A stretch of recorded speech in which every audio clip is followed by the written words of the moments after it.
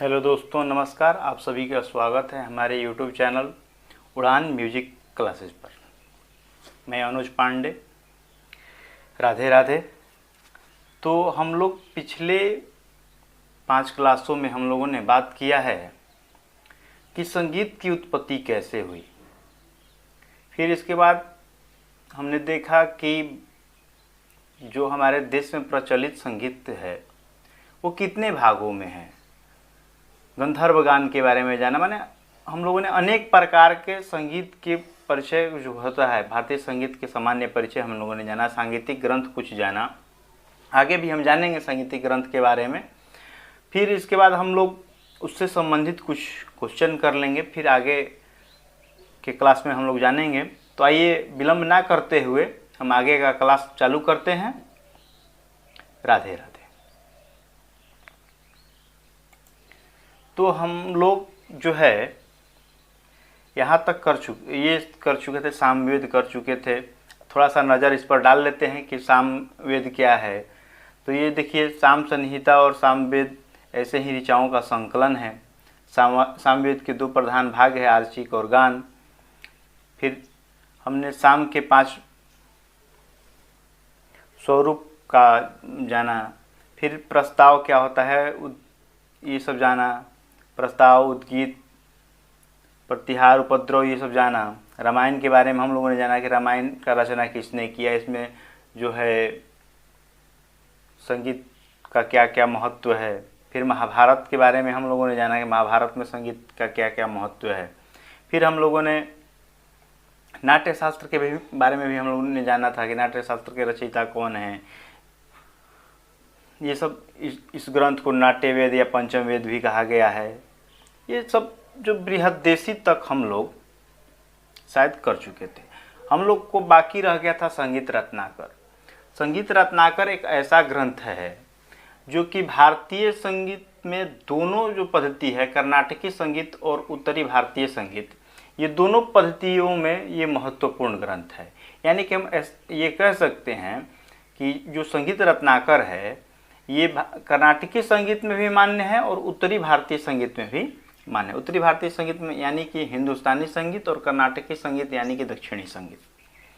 तो हम अब जानेंगे कि संगीत रत्नाकर जो ग्रंथ है ये रचना सारंग देव द्वारा किया गया था और ये 13वीं शताब्दी में किया गया था, शायद 1210 से 1217 या 47 के आसपास माना जाता है। अनेक अनेक ग्रंथों में, अनेक अनेक पुस्तकों में रचना काल थोड़ा बहुत डिफरेंट होता है, लेकिन 13वीं शताब्दी जो है ये माना जाता है। और सारंग देव जी की जो पिताजी थे वो, उनका नाम था सोढ़ल और इनके दादाजी का नाम था भास्कर। ये कश्मीर से देवगिरी आकर बसे। यानी कि हम जानते हैं कि कश्मीर में जो पंडितों का पलायन, जब मुस्लिम काल का शुरुआत हुआ तो पंडितों का पलायन चालू हो गया। तो ये कश्मीरी पंडित थे। ये कश्मीर से दक्षिण भारत के देवगिरी में जाकर वहीं पे इनके जो दादाजी थे भास्कर जी, वो पहले ही जाकर बस चुके थे। इसलिए सारंग देव जी दक्षिण भारत के थोड़ा ज़्यादा संगीत के बारे में जानते थे। इसमें 7 अध्याय है। फिलहाल हम लोग धीरे धीरे आपको बताएंगे। प्रथम अध्याय में पिंडो उत्पत्ति प्रकरण में सारंग देव ने मानव शरीर के संपूर्ण रचनात्मक प्रक्रिया तथा शरीर के आध्यात्मिक दृष्टि से रचित 10 चक्रों का महत्व का वर्णन किया है। यानी कि इन्होंने, ये बहुत बड़े ज्योतिषाचार्य भी थे सारंग देव जी। तो ये जो शरीर, मानव शरीर है, इसकी जो संपूर्ण रचनात्मक प्रक्रिया जो मतलब शरीर का होता है, ये 10 चक्र शरीर में माने हैं। फिर नाद संपूर्ण जगत में व्याप्त है और मानव शरीर के नाभि में स्थित प्राण वायु में उपस्थित होने पर प्राण एवं अग्नि के संयोग से नाद होता है। न से नकार और द से दकार। यानी कि ये मानते हैं कि प्राण एवं अग्नि यानी ऊर्जा के संयोग से नाद की उत्पत्ति होती है। और इन्होंने माना कि नाद की उत्पत्ति जो है ये मानव शरीर के नाभि में स्थित है और कंठ ध्वनि से उत्पत्ति का कारण होता है। यानी कि जब नाद है तो कंठे नहीं होगा तो आवाज़ कैसे निकलेगा। तो इन्होंने माना कि प्राण वायु यानी कि मानव के नाभि में स्थित है और ये जो नाद है ये कंठ द्वारा इसका उत्पत्ति होता है। अब गीत वाद्य एवं नृत्य में निपुण कलाविद को त्रयत्रिक नाम से पुकारा गया है। यानी त्रयत्रिक उसी को कहा जाता था जो कि गीत में, वाद्य में एवं नृत्य में, ये तीनों में निपुण हो, कलाविद हो, उसको त्रयत्रिक कहा गया। पंडित सारंग देव ने संगीत को मार्गी संगीत एवं देसी संगीत दो रूप में विभाजित किया है। पहले हम लोग जानते थे कि गंधर्व और गान, लेकिन धीरे धीरे आगे बढ़ते गया तो पंडित सारंग देव जी ने माना कि संगीत दो भागों में है, पहला मार्गी संगीत और दूसरा देसी संगीत। फिर अब मार्गी संगीत क्या है? जिस संगीत को ब्रह्मा आदि देवों द्वारा खोजा गया एवं भरत आदि मुनियों द्वारा जिसका प्रयोग किया गया। यानी कि ये मार्गी संगीत का गान करना ये आम मानव के वश का बात नहीं था। ये ब्रह्मा द्वारा, देवों द्वारा और भरत आदि मुनियों द्वारा इसका गायन किया जा रहा था। अब देसी संगीत, देसी लोक रुचि के अनुरूप विकलित संगीत को देसी संगीत कहा गया। यानी कि जो लोगों के लिए, जो जनता के लिए, कह सकते हैं कि जो जनता के लिए मन रूपी हो, लोक रूपी हो, उसे देसी संगीत कहा गया। संगीत रत्नाकर, हमने पहले ही बताया कि संगीत रत्नाकर जो है ये इसको सप्ताध्यायी कहा जाता था। यानी कि इसमें 7 अध्याय होते थे, इसलिए इसको सप्ताध्यायी कहा जाता था। पहला हो गया स्वर्गता अध्याय, दूसरा हो गया राग विवेका अध्याय, तीसरा हो गया प्रकीर्णक अध्याय, चौथा हो गया प्रबंधा अध्याय, पांचवा हो गया ताल अध्याय, छठवा हो गया वाद्य अध्याय, सातवां हो गया नर्तन अध्याय। ये इम्पोर्टेंट है, इसको सीरियल वाइज आप लोगों को याद करना है। पहला स्वर्गता अध्याय, दूसरा राग विवेका अध्याय, तीसरा हो गया प्रकीर्णक अध्याय, चौथा हो गया प्रबंध अध्याय, चौथा हो गया प्रबंध अध्याय, पांचवा हो गया ताल अध्याय, छठवा हो गया वाद्य अध्याय और सातवां हो गया नर्तन अध्याय। फिर हम जानेंगे कि किस अध्याय में किस किस चीज़ों का वर्णन है। तो जैसे कि स्वर्गता अध्याय, इसमें द्वितीय एवं तृतीय प्रकरण में नाद, श्रुति, स्वर, स्वरों के देवता, रस, ग्राम, वर्ण, अलंकार, जाति, सप्तक, ये सब चीज़ का जो है विश्लेषण किया गया है। तो हम आगे जब क्लास करेंगे तो नाद क्या है, श्रुति क्या है, स्वर क्या है, कौन से स्वर के कौन से देवता हैं, कौन से स्वर पे कौन सा रस होता है। रस के बारे में आप लोग जानते ही होंगे, हालांकि जिन्होंने भी थोड़ा बहुत हिंदी का ज्ञान होगा वो रस के बारे में जानता होगा। अब ग्राम क्या है, वर्ण क्या है, अलंकार क्या है, जाति क्या है, सप्तक क्या है, इन सब चीज़ों पे हम आगे चल के क्लास करेंगे। जब हम लोग पारिभाषिक शब्दावली जब हम लोग क्लास चालू करेंगे तो उसमें हर एक टॉपिक पे नाद क्या है, नाद के कितने भेद हैं, नाद के कितने गुण हैं, ये सब हम लोग आगे करेंगे। अब दूसरा अध्याय है राग विवेका अध्याय। इसमें राग की परिभाषा का वर्णन किया गया है, 10-20 राग वर्गीकरण किया गया है, जिनमें 5, इसमें थोड़ा सा शॉर्ट में हम आपको बता दिए हैं कि 6 मार्गी राग है और 4 जो है देसी राग माना गया है। और 10वीं राग वर्गीकरण के आधार पे 264 रागों का वर्णन किया गया है। और इन्होंने 5 गीति मानी है, शुद्धा, भिन्ना, गौड़ी, वेसरा और साधारणी। प्रकीर्णक अध्याय में इसमें अलाप्ति के विषय में चर्चा किया गया है। अलाप्ति गान 4 प्रकार के होता है, तो आगे चल के हम इस पर क्लास करेंगे। वाग्यकार के लक्षणों के बारे में, वाग्यकार कौन है, वाग्यकार के कितने गुण होता है, वाग्यकार किसे कहा जाता है। फिर काकू के प्रकार के बने, तो काकू के 6 प्रकार होते हैं। वाग्यकार के 28 गुण और अवगुण माना गया है संगीत रत्नाकर में। तो आगे चलकर हम जो ये सब जो संगीत शब्दावली करेंगे तो उसमें हम आपको बताएंगे। अब इसमें जो है अनिबद्ध गान के बारे में बताया गया है कि अनिबद्ध गान क्या है। तो अनिबद्ध गान वह है जो धातु एवं अंगुश से आबद्ध नहीं है, यानी कि हम कह सकते हैं कि जो धातु एवं अंगों से आबद्ध नहीं हो उसको अनिबद्ध गान कहा गया है।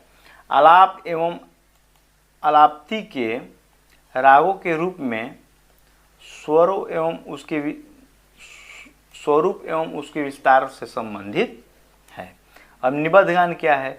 जबकि निबद्ध गान अपनी कुछ आंशिक भिन्नताओं के कारण प्रबंध वस्तु और रूपक के नाम से नामांकित किया गया है। यानी कि निबद्ध गान जो है ये प्राचीन काल में प्रबंध, वस्तु और रूपक तीनों जो है ये निबद्ध गान के अंतर्गत आते थे और बाकी जो थे वो अनिबद्ध गान के अंतर्गत आते थे। तो अनिबद्ध गान में बहुत सारे आते थे। ये संगीत शब्दावली जब हम करेंगे तो उसमें हम इस पर चर्चा करेंगे। अब हमारा बच गया वाद्य अध्याय। वाद्य अध्याय में क्या चर्चा है? तो वाद्य अध्याय में चतुर्विध वाद्य वर्गीकरण मानने वाले सारंग जो थे, इन्होंने 4 वर्गों में वाद्यों को बांटा है। पहला तत्ववाद, दूसरा अवनदवाद, तीसरा घनवाद और चौथा सुशिरवाद। अब तत्ववादी किसे कहा जाता है? तो तत्ववाद जो है जिसमें तार को छेड़ करके और आवाज़ उत्पन्न किया जाता है, स्वर उत्पन्न किया जाता है, श्रुति उत्पन्न किया जाता है, उसको तत्ववाद कहा जाता है। अब सुशिरवाद, सुशिरवाद वो है जिसमें वायु द्वारा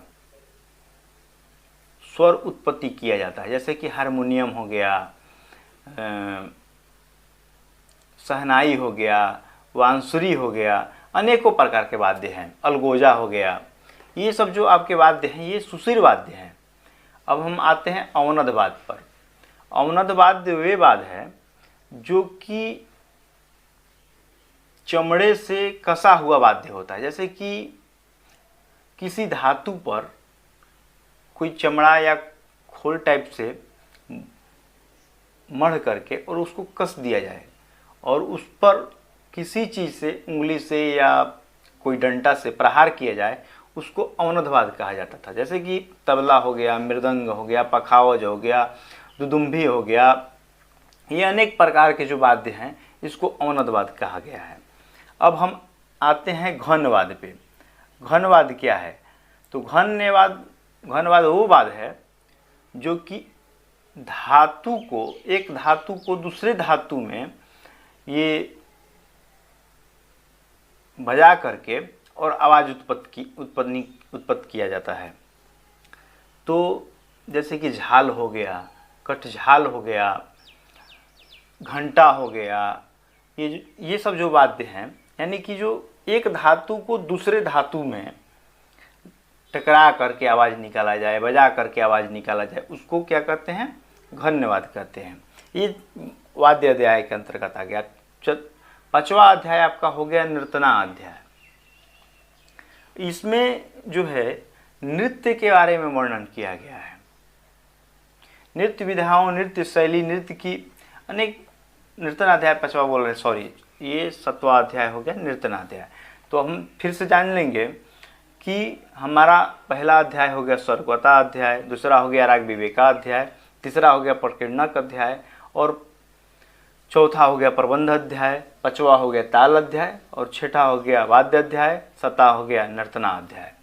तो ये हम लोगों ने संगीत रत्नाकर के बारे में चर्चा किया और पहले हम लोगों ने चर्चा कर चुके हैं कि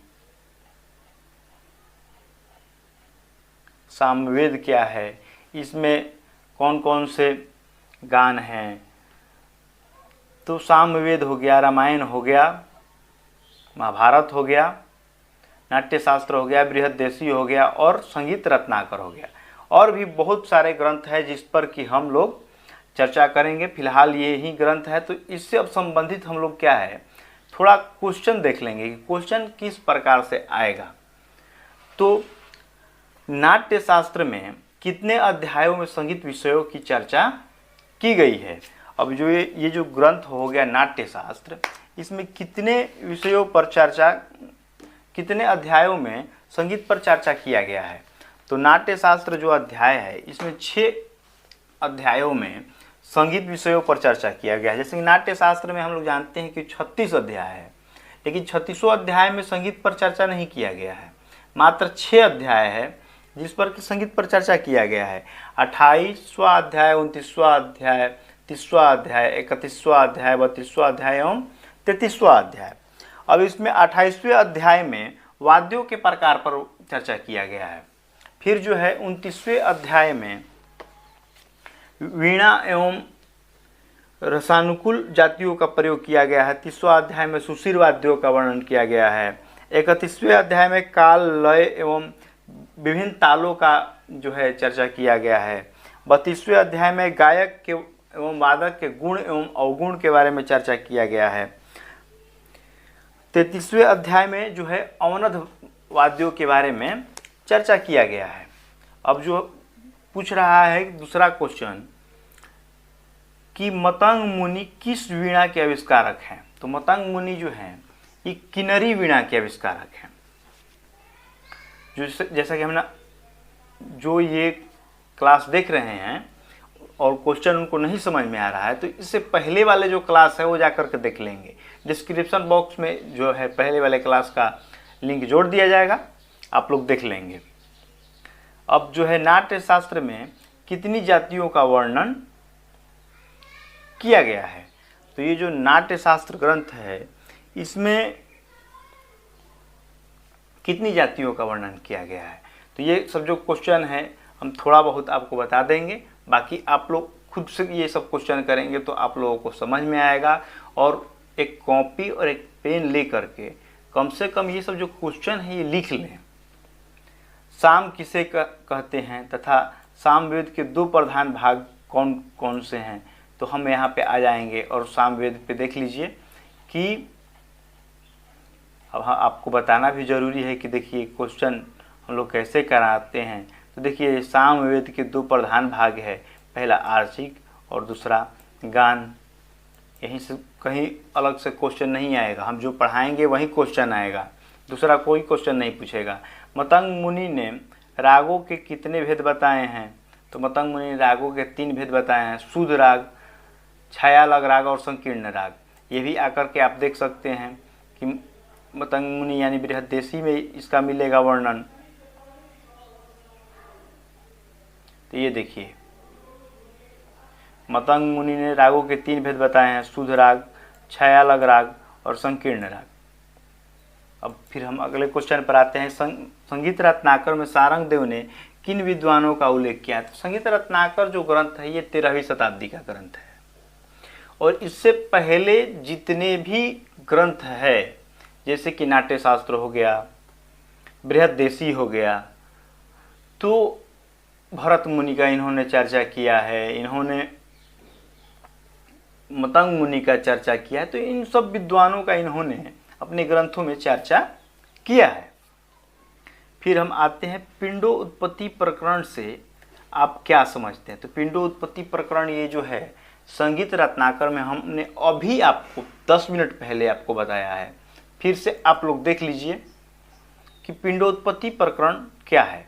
तो ये प्रथम अध्याय में सारंगदेव ने मानव शरीर को इन्होंने आध्यात्मिक दृष्टि से 10 चक्रों में बांटा, उसी को पिंडोत्पत्ति प्रकरण कहा इन्होंने। ये प्रथम अध्याय में इन्होंने माना है। फिर पंडित सारंगदेव के वंश की आलोचना का विश्लेषण कीजिए। तो इनके जो पिता हो गए वो सोढ़ल हो गए, इनके जो दादाजी हो गए वो भास्कर हो गए, यही इनकी वंश परंपरा है। त्रियत्रिक शब्द से आप क्या समझते हैं? तो त्रियत्रिक अभी हमने आपको कुछ मिनट पहले बताया है कि त्रियत्रिक यानी कि जो गायन, वादन और नृत्य तीनों में निपुण हो उसको त्रियत्रिक कहा गया है। संगीत में संगीत के विशेष तत्वों का उल्लेख कीजिए। ये तो सब्जेक्टिव क्वेश्चन हो गया, तो आप लोग थोड़ा बहुत इस पर जो है चर्चा करेंगे। अब जो है 10विध राग वर्गीकरण क्या है, तो हमने मान संगीत रत्नाकर में 10विध राग वर्गीकरण पर चर्चा है, लेकिन हमने आपको कराया नहीं है, लेकिन हम आपको ऐसे ही थोड़ा बहुत बता देते हैं और आप लोग इस पर गहन कर लेंगे कि 10विध राग वर्गीकरण क्या है। तो 10विध राग वर्गीकरण पंडित सारंग देव द्वारा 13वीं शताब्दी में रचित ग्रंथ जो है, थोड़ा देख लेते हैं आवाज़ कहीं, ठीक है आवाज़ बिल्कुल सही आ रहा है, थोड़ा शक रहता है कि आवाज़ कहीं गड़बड़ाता तो नहीं है। तो 10विध राग वर्गीकरण के बारे में हम लोग जान रहे थे, तो हमने आपको बताया था कि जो 6 ग्राम राग के अंतर्गत आते थे और 4 देसी राग के अंतर्गत आते थे। अब ग्राम राग के अंतर्गत कौन कौन से आते थे, तो ग्राम राग, उपराग, राग, भाषा, विभाषा, अंतर्भाषा, ये जो थे ये ग्राम राग के अंतर्गत आते थे। और रागांग, भाषांग, क्रियांग और उपांग, ये जो हो गया 10 हो गया, यही 10विध राग वर्गीकरण के अंतर्गत आते थे। तो 6 हो गया, ये पहला स्टार्टिंग ये जो हो गया मार्गी राग के मार्गी के अंतर्गत, और चौथा जो हो गया ये देसी के अंतर्गत। यानी मार्गी के अंतर्गत कौन कौन, तो ग्राम राग, उपराग, राग, भाषा राग, विभाषा राग और अंतर्भाषा राग, ये मार्गी के अंतर्गत आता था। और देसी के अंतर्गत रगांग, भाषांग, क्रियांग और उपांग, यही जो है 10 हो गया आपका। और अब अगला क्वेश्चन हम लोग देखेंगे कि ताल 10 प्राण क्या है। नहीं हाँ, किन पहले सॉरी 15वें क्वेश्चन पर एक ही बार आ गए। किन गीतियों के आधार पर 5 प्रकार के ग्राम रागों के निर्देश किया गया है, तो ये बृहद देशी से क्वेश्चन है, आप जाकर के पिछले वाले क्लास में देखेंगे। ये थोड़ा सब्जेक्टिव टाइप से क्वेश्चन है। वाग्यकार किसको कहा जाता है, तो इसके बारे में भी जो धातु और मातु दोनों में निपुण हो उसको वाग्यकार कहा जाता है। यानी कि जो गाने में भी निपुण हो और क्रियात्मक और शास्त्रात्मक दोनों में निपुण हो उसको वाग्यकार कहा जाता है। पिछले वाले क्लास में जाकर के देख लेंगे। निबद्ध और अनिबद्ध से आप क्या समझते हैं, क्या भिन्नता है, तो निबद्ध गान क्या है, अनिबद्ध गान क्या है। अभी हमने आपको 2 मिनट पहले इसको बताया है कि निबद्ध गान क्या है और अनिबद्ध, जबकि प्रबंध वस्तु एवं रूपक यानी कि जो ताल में बंधा हुआ हो उसको निबद्ध गान कहते हैं, और जो ताल में नहीं बंधा हुआ हो उसको अनिबद्ध गान कहते हैं। तो ये थोड़ा बहुत हो गया। ताल 10 प्राण किसे कहा गया है, ताल 10 प्राण क्या है, तो ताल 10 प्राण जो हो गया, ये जैसे कि हम लोगों ने पहले देखा है कि राग के 10, जैसे कि अभी हम लोगों ने जाना कि ये जो 10विध राग वर्गीकरण, उसी तरह से ताल के भी 10 प्राण होते हैं। प्राण यानी जीवन। अब इसका जो हो गया ताल 10 प्राण का उल्लेख जो है ये नारद कृत संगीत मकरंद, ये जो पुस्तक है उसमें इसका विश्लेषण किया गया है ताल 10 प्राण का। उन्होंने अपने ग्रंथ में लिखा है कि कालो मार्गो क्रियांग निग्रह जाति कला लय यति प्रस्तार कश्यति ताल प्राण 10 स्मृत। यानी कि काल, मार्ग, क्रिया, अंग, ग्रह, जाति, कला, लय, यति, प्रस्तार, ये जो 10 हो गए ये ताल के 10 प्राण हो गए। तो आगे हम ये जो हर जो है काल, लय, मार्ग, क्रिया, ग्रह, जाति, काल, ये सब जो है इसके बारे में हम लोग एक क्लास करेंगे। इसमें काल क्या है, लय क्या है, क्रियांग क्या है, क्रिया क्या है, ये सब जो है एक एक टॉपिक हम लोग जानेंगे, जानना जरूरी भी है। रावण के द्वारा बजाए जाने वाला वाद्य कौन सा है, तो रामायण काल में आप लोग जाएंगे तो डेफिनेटली आप लोगों को समझ में आएगा कि रावण द्वारा कौन सा वाद्य बजाया जाता था। इसको हम लोग रावण हत्था कहते थे, हम बता दे रहे हैं, लेकिन आप पहले वाले क्लास करेंगे फिर ये क्लास आपको समझ में आएगा। महाभारत काल में साम तथा गंधर्व गान का प्रचार किस प्रकार हुआ, तो ये भी आपको बताने की ज़रूरत नहीं है, आप पिछले वाले क्लास में जाकर के देख लेंगे। भरतकृत नाट्य शास्त्र में वर्णित विषय वस्तु पर प्रकाश डालिए, तो सब्जेक्टिव क्वेश्चन है, इस पर थोड़ा आप लोग पहले वाले क्लास करके देख लेंगे। वैदिक काल में संगीत के उद्भव पर प्रकाश डालते हुए संगीत में सामवेद का महत्व समझाइए। अब ये भी सब्जेक्टिव क्वेश्चन है, लेकिन थोड़ा सा इसके बारे में हम आपको चर्चा कर देते हैं कि वैदिक काल में जो है संगीत की उत्पत्ति कैसे हुई, ये पूछ रहा है। संगीत का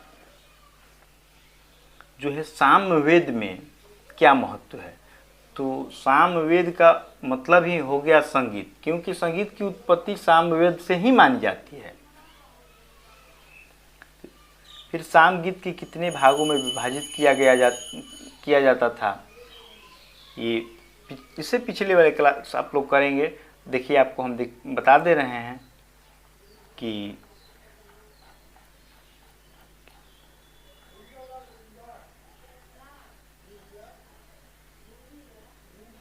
तो जो है शाम को 5 भागों में बांटा जाता था, प्रस्ताव, उद्गीत, प्रतिहार, उपद्रव, निधन। तो ये सब जो है आप करेंगे पिछला वाला क्लास, तो ये आपको इसमें कहीं भी आपको अड़चन नहीं आएगा।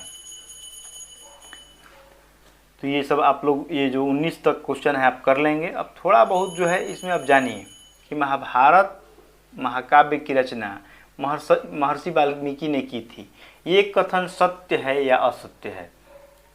तो महाभारत का जो रचना है ये जो है वेद व्यास द्वारा किया गया था, कृष्ण दो पाए वेद व्यास जी द्वारा किया गया था। ये सरासर गलती है। महर्षि वाल्मीकि ने रामायण की रचना की थी। रामायण काल में अयोध्या आदि नगरों में वाद्यों का प्रचलन नहीं था। नहीं, बिल्कुल गलत है। आप लोग रामायण देखेंगे तो उसमें आपको देखने को मिलेगा रावण द्वारा बजाए जाने वाला वाद्य रावण हत्था एक प्रकार का सुशील वाद्य था, ये भी गलत है। रावण हत्था जो था ये तत्व वाद्य था, वीणा प्रकार से था। महाकाव्य रामायण के सभी श्लोक छंदबद्ध एवं गाने योग्य हैं, ये हमको लग रहा है कि सही है। भेरी, दुदुम्बी, मृदंगम वाद्य आदि अवनद वाद्यों के श्रेणी में आते हैं, ये सही है। महाभारत काल में साम तथा गंधर्व दोनों प्रकार का प्रचार प्रसार था, ये भी बात सही है। सामगान का उद्देश्य परमात्मा की आराधना माना जाता था,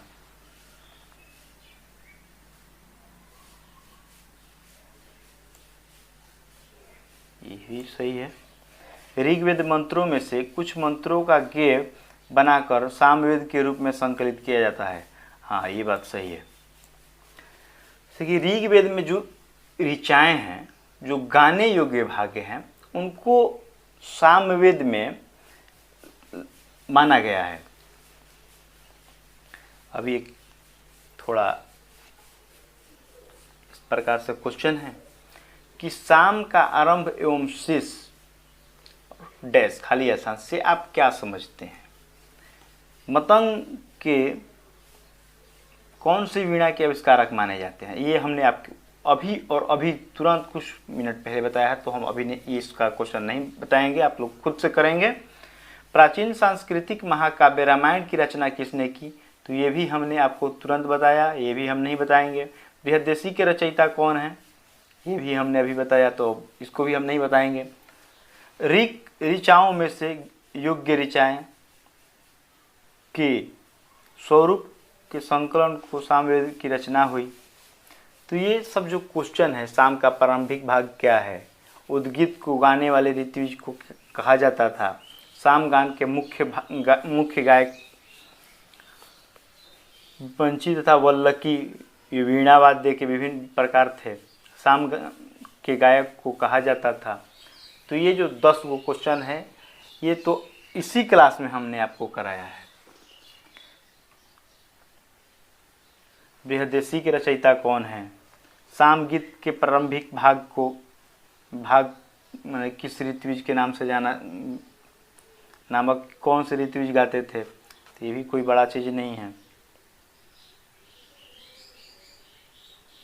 हाँ, ये जो है रामायण से क्वेश्चन है, तो रामायण वाला आप लोग देखेंगे तो समझ में आएगा कि किस मंगल गीतों द्वारा राजा का स्तुति गान किया जाता था।